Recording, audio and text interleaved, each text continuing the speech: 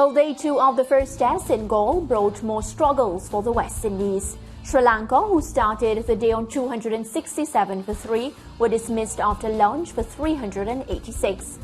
Captain Dimuth Karunaratne led the way with a knock of 147, his 13th test century. He was supported by Dhananjaya De Silva, who made 61. Roshan Chase took his 4th career 5-wicket haul to finish with 5 for 83, while left-arm spinner Jomel Warrikan picked up 3 for 87. In reply, the Windies crawled to 46 of 20.1 overs before losing Jermaine Blackwood for 20. The Caribbean men then lost 4 wickets for just 20 runs to end the day on 113 for 6. Craig Brathwaite, 41, and Kyle Mayers, 22 not out, have so far scored most runs for the Windies, who trail by 273. Off-spinner Ramesh Mendis had so far taken 3 for 23 and Praveen Jayawikrama 2 for 25. Well, batsman Shai Hope has replaced debutant Jeremy Solozano for the Windies.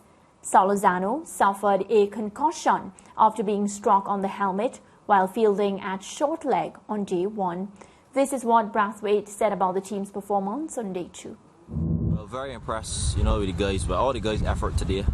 Obviously yesterday, Sri Lanka batted the day, only 3 wickets. But, we came back today, we fight, we kept it tight. And I think that was key. And, we bowled them out, which was good. I mean, obviously Shea a little unlucky. Obviously our spinner bowled some good balls. But, I mean, obviously we'll sit and still review, how we could, obviously better, especially our spinner who got 30 scalps today. But, the guys obviously to come, looking forward to the challenge. It won't be easy, but we just got to keep supporting. All right, so George, I'm starting with what the skipper has said. He says that he's impressed by what he's seen so far. How do you read that? No, I don't think that there's much to be impressed about. The fact is that we fielded, the fielding was almost comedic in parts. How do you explain at test level the ball going through the slips area and the wicket keeper having to chase the ball from his position all the way to the boundary because you have someone who would ordinarily in that position have gone after the ball, being incapable of running, so the keeper has to do the running for him. That was comical. And I'm not saying anything to make it look as if, I'm talking down Jimbo Cornwall, because Big Jimbo is what he is, and like it or not, for those who question his selection, Rakeem Cornwall is more talented than many of those who the selectors haven't taken on the tour of Sri Lanka. But at the same time, the limitations are so much that tell me another test-playing nation who carries a player like that in the team who is incapable of helping in the ground fielding. And the answer is that there's no other test-playing team that done this. And then when you look at the other side of it now to say, okay, usually in high-performance teams, if you are carrying a teammate, it's because what that teammate gives is so much as to make up for what it is that they can't do or can't do efficiently, can't do well. When you look at Jimbo's numbers, the numbers are not kind to the big Antiguan at all, because if you go by the 2 tests we played at home against Sri Lanka, the one we played against South Africa, and the 1 innings that he has bowled in so far in this Galle test, in those 3, and let's call it half, in those 3.5 test matches, Rakeem Cornwall's cumulative return wickets for runs is 5 wickets for 392 runs. No, I'm sorry, that's just not good enough.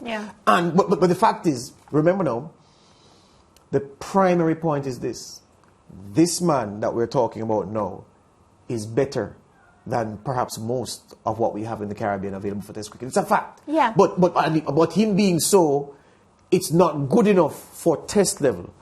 Think about that, Mariah. 5 for 392. That's what Rakeem is giving us with the ball, and he's picked mainly to take wickets, and then he can't help us in the field. We have a problem, I'm suggesting. Right, and as you're speaking about that, we have to touch on Shai Hope, because that links to your point and the fact that, carrying players and whatnot. Shai Hope, he just can't catch a break where test cricket is concerned.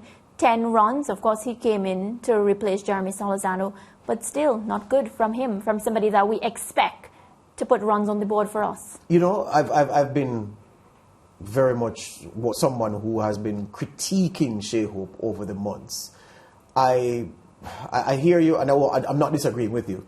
I'd cut him a little slack though, because when you are not mentally keyed in to be playing in the game, because mentally he wasn't preparing to play in this game. What happened to Jeremy Solozano, who you'll talk about in a minute, suddenly put him in a position where he had to play. So for his 10, I'm not going to criticize him for that, because again, mentally he wasn't ready. He wasn't building an innings while he was sitting in the stands, because he didn't know that he'd have to go out there and play an innings.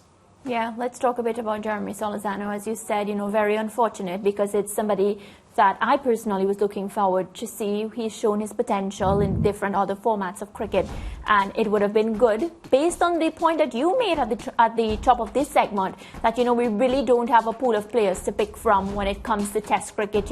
All of our players struggle, and for him to make his debut, a lot of the West Indian fans would be rooting for him to hope that he could come in and seal that spot and talk with his bat. Yeah, first things first, very happy that the scans that he went to do after this incident show that there is no structural damage. Solozano has been a player that I've been keeping my eye on at regional level, as I've said on this show in the preceding months. Very unfortunate. This is like a scene from the movie Final Destination, where some bizarre things happen. Bizarre thing happens to an individual to undermine something that they're doing.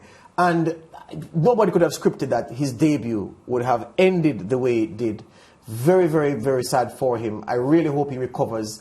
I hope his confidence is not shattered. Happy that there is no structural shattering.